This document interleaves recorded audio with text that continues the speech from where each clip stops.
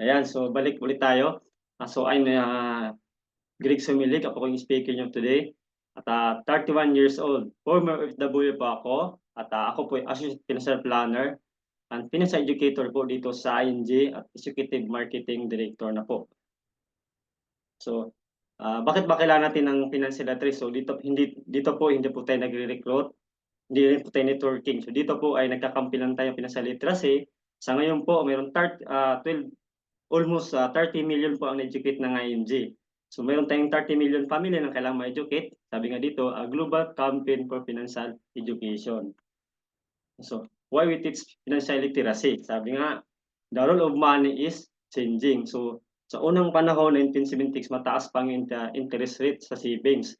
Pero biglang bumaba ng pababa. Sa ngayon, di ba, wala pang 1%, 0, 125% na lang. So sobrang baba po, di ba? Hindi pa kasama yung tax dyan. Kaya kailangan natin mag-invest na mas mataas sa savings or mag-invest tayo sa mutual fund. Sabi nga dito, lack of financial education, di ba? Si Rafi Tulfo po nag-file po ng financial literacy for OFW, lalo sa mga OFW dahil madalas po siya na-scam, di ba? So, ako po, experience ko na bago ko na nakilala sa ING, na-scam po ako. Pero dahil sa tulong ng ING, is natuto na po ako, na-educate po ako at ngayon po is part na ako ng ING community. So, in 2018, the average Filipino has financial education. So, 50% lang po, di ba? Sobrang baba. Kailangan natin ng financial literacy. Kaya nga mayroon tayong campaign na ma-educate lahat ng Pilipino. So, pangatlo, people live longer today, di ba? So, ang mga lalaki is nasa 69 years old o mas mataas pa. Lalo na mga babae, di ba? Kung mabuhay tayo ng matagal, kailangan mayroon tayong retirement money, di ba? Kasi kung wala tayong retirement money, di ba? Paano na pagtanda natin? So, paano naman yung health crisis, di ba? O magkasakit tayo.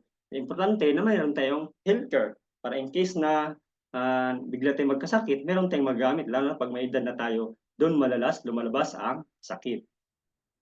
Diba? Kasi yung meron naman tayong PhilHealth, SSS, Pag-ibig, pero hindi po siya sapat, di ba? Magkano lang makukuha natin? Actually, yung PhilHealth is discount lang po siya. Kailangan meron tayong another source of income or retirement money or healthcare. Diba? Pang-apat, high cost of living, di ba? Tumataas po yung bilihin, di ba? Many people have difficulty in saving money for their future needs, di ba? So, inflation, di ba? Ang tanong, di ba? Magkano lang yung sahod mo ngayon pero yung bilihin tumataas. Kaya importante na mag-invest tayo sa more than inflation. Example, yung inflation is 5%, so dapat ang pera mo more than 5% para mabit mo yung inflation. Pangalawa, di ba, kung may utang ka, yung utang mo 3%, yung pera mo nasa savings lang, wala pang 1%, so wala nang value yung pera mo. Kaya mahalaga na mag-invest tayo. Diba? Sabi nga ni Robert Kiyosaki, money without financial intelligence is money sound gun. So, kaya importante talaga ng ma-educate tayo. So, dito sa NGS, tinuturuan po tayong tamang pag-ipon at pag-i-invest. So, dalawang klase po ng income, di ba? So, kailangan matutunan nyo mabuti to. Una, yung active income. Siyempre, saan natin kinuha to? So, income from your direct labor, di ba? Yung nagtatrabaho ka, siyempre, sahod, di ba? Kung walang trabaho, no work, di ba? No work, no pay, di ba? Doktor, di ba? Kailangan may pasyente, di ba? Para magka-income sila. Lawyer, di ba? Kailangan may kliyente, di ba? Dapat may kaso sila lagi, di ba? OFW o CPRs, di ba? Dapat may kontrata, 2 years o pag-usiman, mga 9 months or more than pa, di ba? So, kailangan, di ba? Kasi pag walang trabaho, di ba? Then, agent, di ba? Kailangan makabenta sila para may commission. So, ito yung tinatawag na active income. Pag hindi ka gumalaw, wala kang pera pumapasok. Diba? So, kailangan na meron tayong backup. So, ano to yung tinatawag na passive income, ba? Kahit wala kang trabaho, may income na pumapasok sa'yo. Di ba? Income keeps coming even if you're not working. Ibig sabihin, di ba? Yung pera ang nagtatrabaho sa'yo. Pangalawa, you stop working, your income is continuous. Katulad ni Madam, di ba? Kahit patulog-tulog lang siya, di ba? Nagbabasa lang ng libro, pero tuloy-tuloy ang pera niya, di ba? Kahit magbakasyon ka, tuloy-tuloy pa rin yung pera mo nagtatrabaho para sa iyo. So yun po yung passive income, 'di ba? Increase income from investment, kaya mahalaga na mag-invest tayo sa mutual fund, stock fund, long term, or healthcare, or kung meron tayong business or tinatawag na royalty income, 'di ba? Kasi continue 'di ba? Kahit matulog ka, kung saan ka magpunta, busy ka, tuloy-tuloy pa rin yung pera nagtatrabaho sa kasi yung pera hindi nagkakasakit, 'di ba? So rental income o iba pa. So do not work hard for the money, let your money work for you, 'di ba? Kasi nga yung pera 24 hours nagtatrabaho para sa atin. Tayo, hindi kaya natin 24 hours na nagtatrabaho sa atin. Kaya mahalaga mag-invest tayo para yung pera ang papalit sa atin 'pag hindi na kaya natin magtrabaho. So ito po yung pinaka-main topic natin, yung the basic of the stock market or mutual fund investing. So papaano ba talaga sa mag-invest sa stock market or mutual fund? So build long-term investment. Kaya mahalaga na mag-invest tayo long-term, hindi yung after 1 month or i-withdraw natin yung pera, so magkano lang yun. What if kung bagsak ng ekonomiya or bagsak ng stock market? Kaya mahalaga, maunawaan natin, dapat maintindihan natin bakit tayo nag-i-invest. So understand how money works. Diba? So sabi nga dito ni Robert Kiyosaki, how do we make money work for us? So rule 7 dito, power of compounding interest. Diba? Dividing the number of 72 by the interest rate of your savings or investment will give the estimated number of years it will take for your money to double. For example, di ba? Meron kang 10,000 sa savings account, nilagay mo dyan, di ba? Or, di ba, binigyan ka ng 1% ni bank, di ba? Kailan siya dodoble, di ba? So, after 7 to 2 years, di ba, kung ang 10,000 mo plus 7, after 7 to sa dodoble, so maging 20,000. Yung tanong, ilang taon ka na ngayon? I-plus mo na lang. So, ikaw na mag-compute, di ba? So, ang tagal, di ba? Kaya malaga na mas invest, maglagay ito ng pera mas mataas na interest rate. Example naman, ito, di ba? How do you want to make 6 million, di ba? Example, ikaw nagtatrabaho para magkaroon ka ng 6 million, di ba? Or pangalawa, yung peer nagtatrabaho sa'yo para magkaroon ka ng 6 million. Diba? So yung una, how many years you work to make 6 million, di ba? Kailangan mo magtrabaho. Ibig sabihin, kailangan mo ng 200,000 yearly, di ba? In 30 years, meron ka ng 6 million. Sobrang tagal, ang laki pa, di ba? Or sa pangalawa, di ba? Mag-invest ka lang sa 12% average o 100,000 per year in 36 years, meron ka ng 6.4 million. Or, di ba? Mag-invest ka buwan-buwan kahit 1,000 lang sa average na 12% interest rate. So, after 36 years, meron kang 6.4 million. So, ang tanong, magkano kaya mong iipon or i-invest ngayon, di ba? Kung kaya mas malaki sa 1,000, mas mabilis, di ba? Kaya mahalaga natin maunawaan natin na consistent dapat mag-invest. Example naman dito, di ba? Ikaw, meron kang savings account, tawag sa'yo is depositor, di ba? So ang tanong dito, sa buot lang ba talaga nakalagay yung pera natin? O ininvest sa government securities or commercial papers o stock o equities or retailing or tinatawag na real estate, di ba? Kung ikaw may utang yun sa credit card 3%, tapos yung pera mo na sa bank na wala kang 1%, di ba? Kinakain ka sa sariling mantika, di ba? So, ang kinita ng bangko is 12%, ang binilik sa'yo is wala pang 1%, 0.25%. Kaya mahalaga, doon lang tayo mag-direct sa mga company or tinatawag na rin na mutual fund. Paano siya? Kasi ang mutual fund, di ba? Ang tawag sa'yo is shareholder. Nag-invest ka sa mga company. So shareholders ang tawag sa'yo. Diba? Pag kumita yung company na 12%, ibabalik din sa'yo yung 12%. Di ba? Kaya mahalaga, direct na lang tayo mas sa mutual fund. So hindi ko minasama yung bangko, maganda po siya for emergency fund. Pero kung gusto nating mas malaking interest, mas maganda, diretso na lang tayo sa mga company o tinatawag na broker o mutual fund. Di ba? For example, ito po is illustration lang, di ba? So dapat alam natin bakit tayo mag-invest. Tinatawag natin na goals. Di ba? Dapat may goals tayo ilang taon, 5 years, 10 years, 20 years. Or bakit ako mag-invest para saan, di ba? Para sa retirement ko ba? Para magkaroon sa sariling bahay? Or pagbakasyon ko, di ba? So yun dapat alam natin. For example, 1,000 per month ang kaya mo. So ito po yung 4% tsaka 12. Kung 12% yan, after 30 years, meron ka ng 3 million kung kaya mong per month na 1,000. Kung kaya mo ng 2,000 per month, di ba? In 20 years, meron kang 1.8, ba? Kung average na 12%. Kung mas malaki, mas maganda. Kung 5,000 per month, in 10 years, meron ka ng mahigit 1 million, di ba? Ito po is illustration lang po. Depende pa rin yan sa performance ng stock market. Hindi po to guarantee, di ba? Kaya mamonitor lang natin yan sa portfolio account kung magkano talaga yung kinikita natin. So magkaroon po tayo ng portfolio niyan sa ating investment. So, stock equity fund. So, ito po example, di ba? Every time na may crisis, talagang bumaba yung stock market. Pero, kumbaga, marami kang mabibili. Di ba? Kumbaga sa mall, pag nag-discount yung mall na 50%, mas marami kang mabibili, di ba? Kaysa doon 100% ng price. So, ganun din po yung stock market. Up and down sa, pero long term, panalo ka. Di ba? Katparo ni Marcos, na People Power, di ba? Aquino, din Ramos crisis, Asian financial crisis, IDSA revolution. Din ngayon, di ba, nag-recover pa lang tayo sa pandemic, di ba? So mahalaga mag-invest tayo habang nag-recover pa lang tayo sa pandemic. Di ba? So buy and hold strategy, piso cost average. So kaya dapat tuloy-tuloy kahit 1,000 lang per month at importante tuloy-tuloy kang nag-invest. Di ba? Think long term. Example ha, remember, di ba? The higher the yield, the higher the risk. So kung staker ka, pwede kang mag-direct stop. Pero kung hindi ka staker, basic yung tao, dapat, di ba, doon tayo sa mutual fund, di ba? Depende sa tolerance mo. Di ba? The best way to reduce risk is you want to invest in the stock market is to invest in mutual fund. Kasi hindi siya masyado, kasi meron tayong kinatawag na fund manager. Nagbigay po anong mga senaryo. So una, ito yung scenario 1, yung price shares, tumataas po yung price niya, pataas ng pataas hanggang 6 months, di ba? Yung pangalawa is bababa, yung pang-apat na buwan biglang dandahan tumaas, di ba? 6 months tumaas siya, lalo bumalik, di ba? Bumalik sa dating niyang price. Di ba? From stock drop against back, so bumalik siya. Yung pangatlo, sobrang baba, di ba? Ng pangalang buwan, bagsak, tatlong buwan, bagsak pa rin. 'Di ba? Yung pang-apat, ibagsak pa rin at dahan-dahan siyang umakyat hanggang 6 months. So, bigyan na natin yung price, 'di ba? Para mas malaman natin.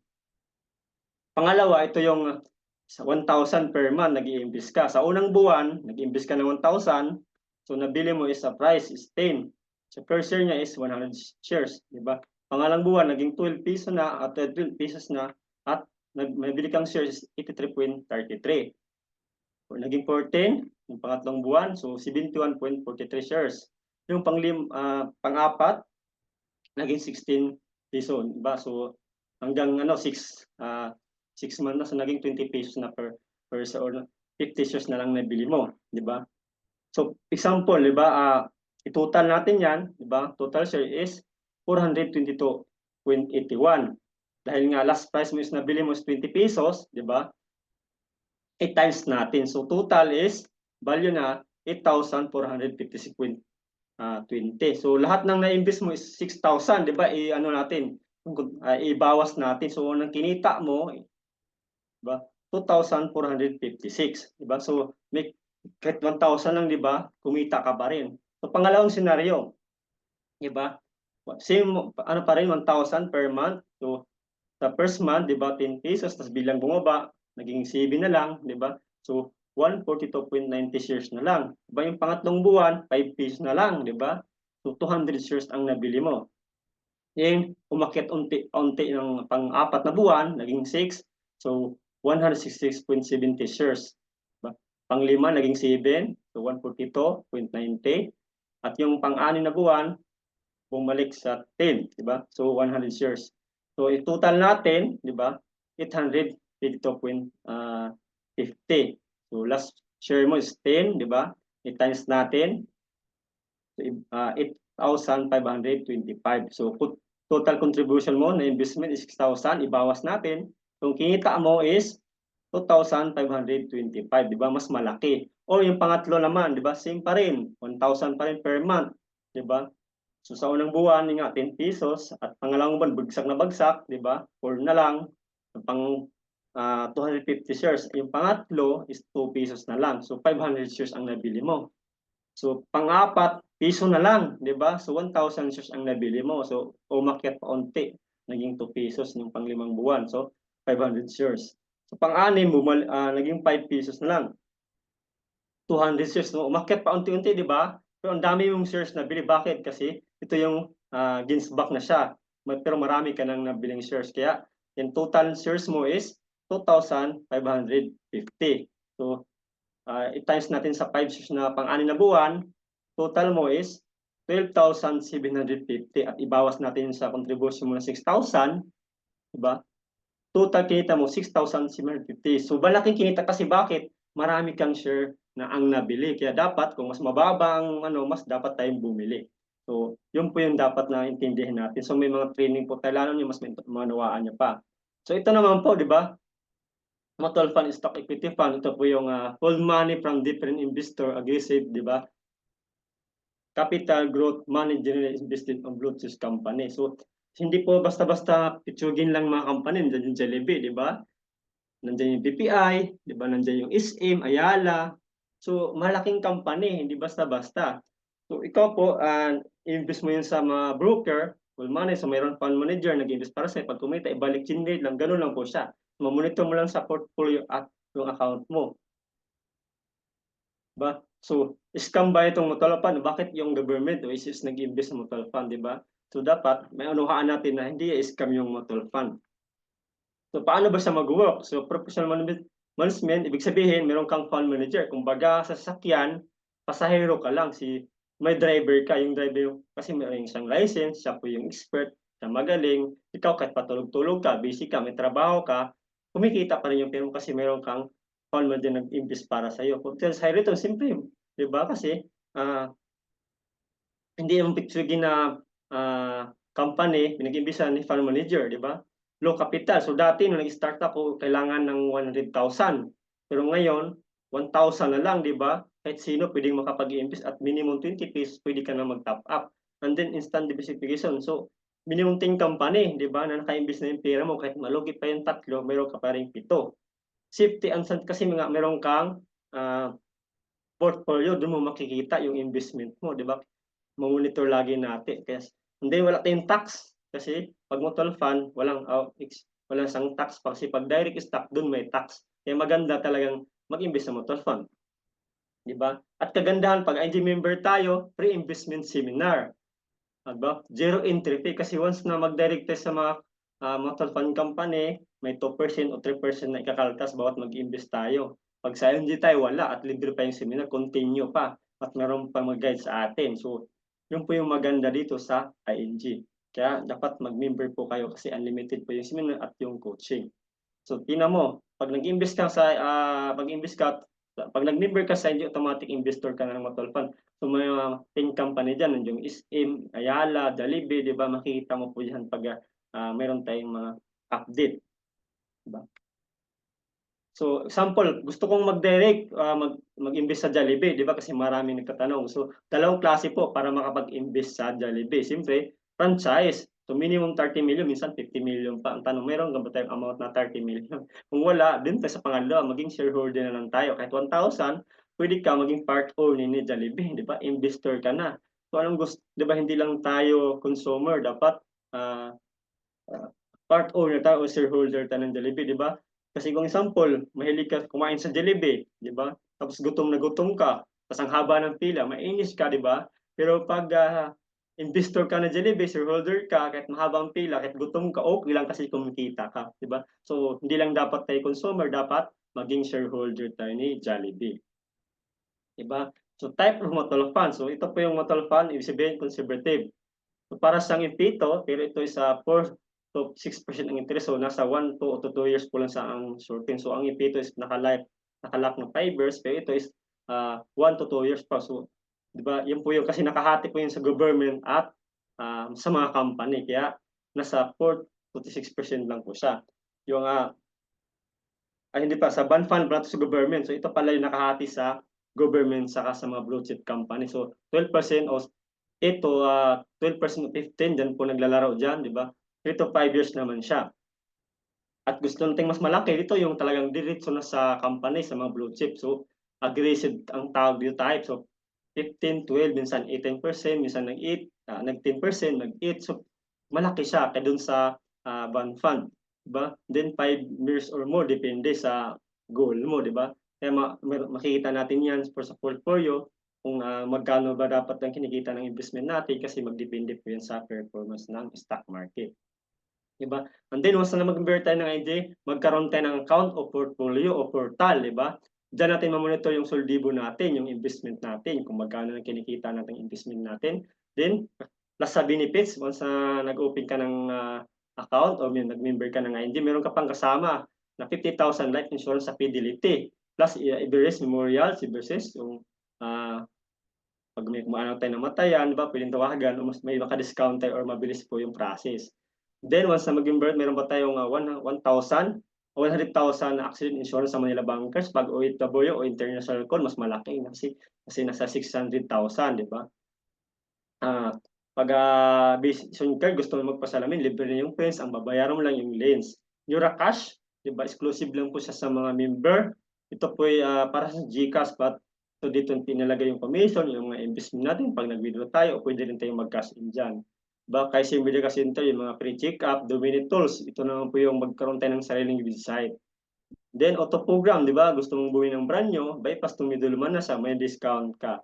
So, ito, din magkaroon ka ng investment ng long-term card, dito mo na siya makita sa ING account mo o portal, di ba? So, ito lang po yung pinaka-major na benefits, mas marami pa. Pero, pag interest ako, mas nasa 11, almost 11,000 yata, pero mas marami kayong benefits naman.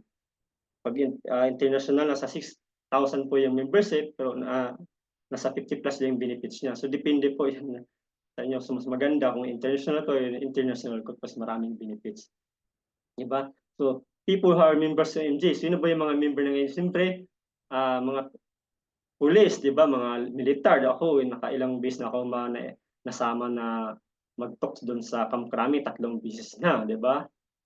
So, ang dami nating member, mga general, di ba? Mga police. And then sa mga teachers, ang dami nating teachers na member nag-invest kasi kadalasan sa mga teachers is nabaon sa utang dahil nilulow na yung mga retirement nila, di ba? Kaya importante talaga ma-educate natin yung mga teacher kasi sila yung nagtuturo pero sila yung baon sa utang. Kaya importante ma-educate natin sa financial literacy. So ako ilang bis na ako nakapag-talk ng mga teachers, di ba? Hindi na-invite nga rin ako sa UST, di ba? Mga estudyante yun. Na-invite po ako doon. Diba? Sino pa? Yung mga OFW si Peers, mandami nating OFW na member, di ba? Ako, mandami kong napamember na OFW, Simple at Seaman, ang dami po kayo. Kasi, yan talaga importante na ma-educate natin sila kasi ang laki ng kinikita nila pero lahat binapadala, walang naipon, walang interesa sa kanila, sarili.